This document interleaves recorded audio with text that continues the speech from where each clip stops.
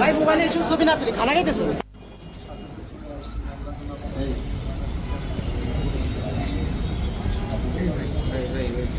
ছবি কেউ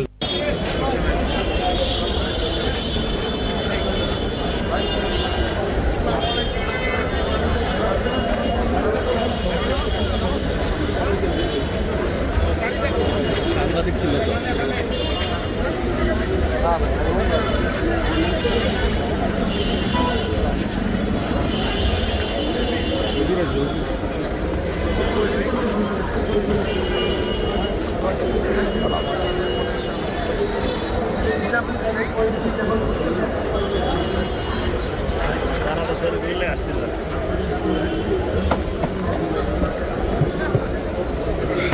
বিচার হওয়া দরকার এবং আমি সবাইকে অনুরোধ করব, প্রশাসনকে অনুরোধ করব যেন উত্তপ্ত পরিবেশ সৃষ্টি হওয়ার আগেই এটা তদন্তের ভিত্তিতে আসামিদেরকে গ্রেফতার করা হোক এবং বিচারের আওতায় আনা হোক।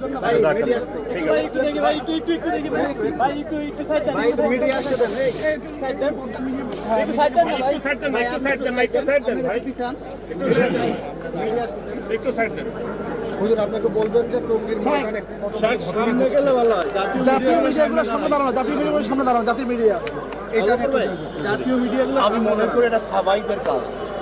যেরকম জঙ্গে জামালের মধ্যে সাবাইরা উভয় গ্রুপের মধ্যে আক্রমণ করেছিল, আমি মনে করি এটা সাবাইদের কাজ। যারা দোষী সঠিক তদন্তের ভিত্তিতে, নিরপেক্ষ তদন্তের ভিত্তিতে আসামিদের গ্রেফতার করা হোক এবং তাদেরকে বিচারের আওতায় আনা হোক, এটা আমি দাবি করি।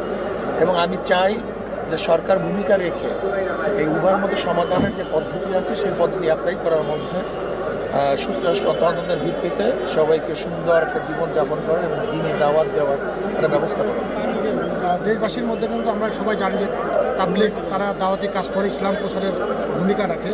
তো সেক্ষেত্রে এরকম একটা ঘটনা এটাকে মুসলিম সমাজের জন্য, দেশবাসীর জন্য কোনো খারাপ বার্তা দিচ্ছে কিনা? আমি তো আগেই বলছি এটা সাবাইদের কাজ।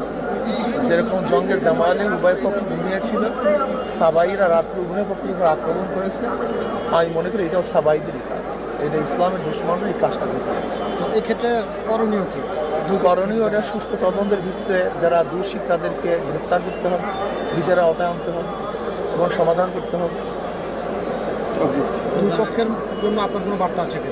উভয় পক্ষকে সহনশীল হতে হবে এবং আমি মনে করি মারামারির মধ্যে সমাধান না, বরং আপোসের মধ্যে বৈঠক করে সমাধানের চেষ্টা করবে। যার যদি ত্রুটি আছে হক্কানি ওলামায়ে কেরাম যে নির্দেশনা করবেন সেই নির্দেশ অনুযায়ী যদি চলতে পারি তাহলে এটা সমাধানের ব্যবস্থা আমাদের কোনো সমাধান হবে।